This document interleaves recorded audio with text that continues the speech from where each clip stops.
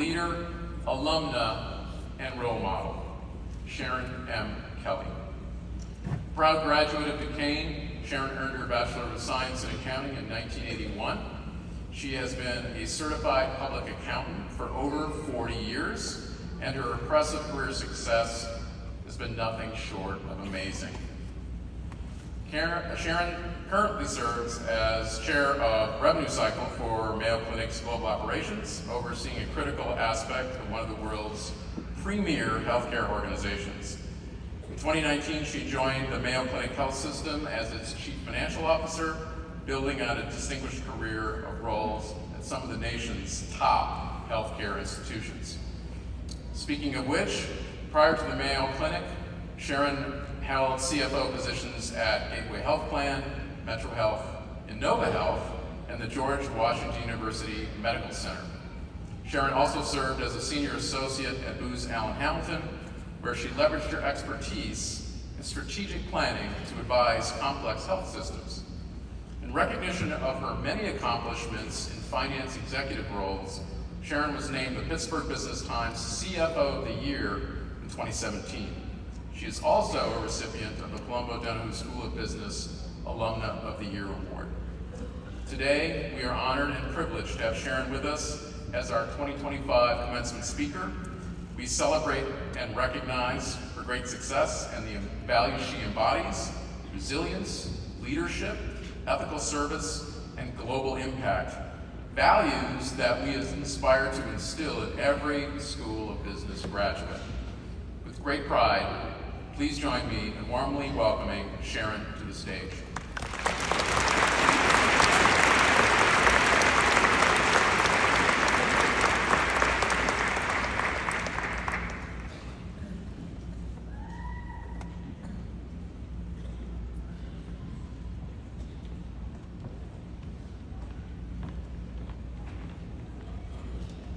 Good afternoon. Dean McFarland, Provost Alcee, distinguished professors. I have to do a shout out to Professor Val Williams, who was actually the first intern I ever hired. And guess what? She was as smart then as she is now. Distinguished family members, all of the people that have gathered here. It is such an honor to be here. And I want to take you back to my senior year when I was interviewing for Big 8. Yes, it was Big 8 back then, accounting firms. And I was so ready.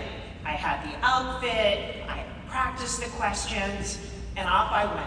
I had an amazing morning, and I was so excited. And finally, some young associate says, "Breathe now, we're gonna take you to lunch." At the end of the lunch, the waitress brought something to me that looked like a cup with a lemon and a crisp napkin. Never having seen it before, I squeezed the lemon in and drank it. It was procurably cold, and I said to myself, something is up, but I didn't say anything. And then my lovely mother, who's sitting over there, told me that night, "Oh my goodness, Sharon, you drank the finger bowl. That is to clean your fingers. That is not to drink." And I realized I was so immediately in a position where I said to myself, I've ruined it for one, I have 7 more to go. But the next day, something incredible happened. They actually called me and told me that I had got the job. And I said to them, "Did you happen to notice did your associates tell you that I squeezed the lemon in the finger bowl?" And they go, "Oh yeah, we noticed." But the way you squeezed it with such confidence and drank the whole thing, not just a sip, we knew we had to have that girl on our team. And I tell you that because if I'm your speaker and I drank a finger bowl, there is hope for all of you to be a future speaker. Amen. So let me just tell you something. Let me just tell you though, I learned a good lesson. I was trying to be perfect, and I realized you don't have to be perfect to belong. You just have to be brave enough to be out there in the arena. And over the course of my career, I've made so many mistakes, but I've tried to, and I love the words of the provost, deal with them with humility, own them, to be present, but to also understand it's okay to make mistakes along the way. And I look at the class out here and all you've been through with respect to the pandemic and what you've had to deal with, and now that's part of your story. And so I say to you, have the confidence to, when you make a mistake, to recognize it's okay, move on, and learn from it, from humility. And I want to tell you about something that I've thought about a lot that has come into play, and I think your generation has even given a name for it, and that's imposter syndrome. You know, that feeling, that voice inside that says, I'm not enough. My two friends sitting next to me have a job already. When is it going to be my turn? What if I fail? And I say to you that imposter syndrome, I love that you've named it in your generation, but it never goes away. And I recognize so many times in my career where I had to push through that fear to make space. It never went away, but I pushed through it, and on the other side of it was something amazing. And I'll tell you a story that happened to me 5 years ago. I was in the Jacksonville airport, and I looked out at my boarding pass, and I was quite frustrated because there was no TSA number, and the line was incredibly long. And I said, oh, look at that line over there. How did this happen? And I want to tell you that had never happened before, and it's never happened since. So I really believe I was meant to be in that line when I tell you this story. So I was talking to the gentleman in front of me, and he said, where do you work? And I said, oh, I work at the Mayo Clinic. And he immediately burst into tears. And he said, you're not going to believe this, but as I was standing in this line, my uncle from California called me and said, if he can't find a way to get into Mayo Clinic, he's going to die in a few weeks. Can you help him? Well, let me tell you, I do balance sheets. I have no idea who gets into Mayo Clinic, but I sensed the desperation in his voice. And so I said to him, I will get back to you after the weekend, but I'm not promising anything, but I'm going to give it my best try. The whole way home, the self-doubt hit. Like, who do I call? There's hundreds of people trying to get in Mayo Clinic. How will this end up? What if I gave him false hope? Well, the next day, my husband and I were heading to an Irish bar in the Strip, and the gentleman called me again. When can he come? And I said, I haven't figured it out yet, Brian, but I'll get back to you. But I felt so much inside that I said, Sharon, you just got to do it. Just send his information right from your phone to your physician lead. What do you have to lose? So I literally texted my physician lead while we were in the car, sent the information. And something amazing happened when I got out of that bar at 11 o'clock at night. 7 of our doctors had gotten online on that Saturday night to review his case. That's why I work at Mayo Clinic, because that's their why. They reviewed his case, he was accepted. 10 days later, he was on campus, they cured him the first day, and he just celebrated his 5th year anniversary. And I think to myself, I almost let my imposter syndrome, yes, I almost let my imposter syndrome get in the way of that. Getting in the way, like, as accountants, we don't do many important things like that, but I thought about it, I helped save a man's life.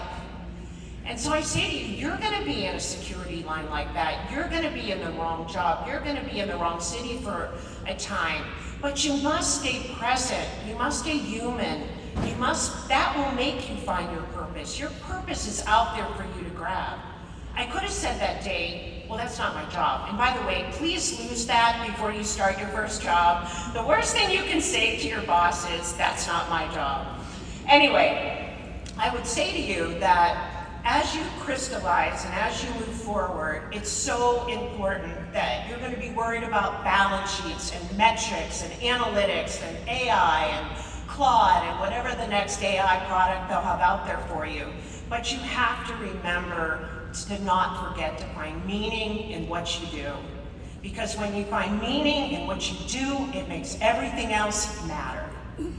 And being real came very, very real for me in a very unique way, but a very important way with my husband and I, Twain, this past July in 2023. We got the call that you hope no one will ever get, that our daughter had passed away in her sleep at the age of 37. 2 days later, we got another call from the coroner that she had died from a fentanyl overdose. A single pill. I took comfort in that we went to her house. She was a big gardener. She had left 6 huge perennial plants she had bought the day before that she intended to plant. So I took comfort in knowing, as a stepmom, that she did not intend to kill herself. However, we also had to deal with what was at hand. The beauty of Mayo Clinic and my peers is they sent us so many warm wishes, greetings, etc. And it really touched my husband and I. We read every one of them. They sent a Slido with 265 messages. And I said to my husband, I can't pretend with my team and my peers that she died in her sleep. I think the way we need to honor her is to tell her story. And so we made that decision, but guess what? That night, I stayed up all night. What are people gonna think of me? Will they think of me differently? I'm an executive at Mayo Clinic. Am I being too vulnerable? But I decided, no, I'm gonna do this. And so the next day, I wrote an email to my team, and I talked about her.